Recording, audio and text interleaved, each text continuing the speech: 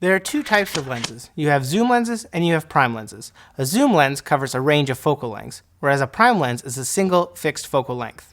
Both zooms and primes have their advantages and disadvantages. In the case of zooms, you have the advantage of being able to zoom in or out from the same spot, and generally they're a more cost-effective solution being that a single lens has multiple focal lengths. But as the old saying goes, jack of all trades, master of none. The advantages of prime lenses, on the other hand, is generally you get a smaller form factor, they're often brighter or faster than their zoom counterparts, and the image quality in that the background blur, the sharpness, the color, and the contrast is often more pleasing to the eye. But more than that, primes force you to become a more active and present filmmaker. And if you really want to take advantage of that beautiful aesthetic that you get from a prime lens, you really have to be paying attention and listening to what's happening around you, or you're often going to miss key moments. A perfect example is Heidi and John's wedding. When Heidi's opening her gift from John, we shot that intentionally with prime lenses because we really wanted to isolate her and her emotion. But in order to do that and to take advantage of the extreme shallow depth of field, we could have only shot that with a prime lens, which meant that we had to be paying attention and thinking what's going to happen next so we weren't going to miss it. That's not to say that zooms don't have a place as well. In many of the football games and other sporting events that we filmed, having the ability to zoom in a split second to really hone in on that emotion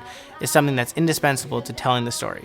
And had we been shooting with prime lenses, we simply would have missed all of those little stories that were happening around us. So with that, I've got 3 tips for you to start incorporating prime lenses into your lens lineup. The first tip is to start with cheaper primes. There are plenty of sub $500 primes that'll allow you to get your feet wet and really start playing around with fixed focal length lenses. The second tip is to start when the time is right.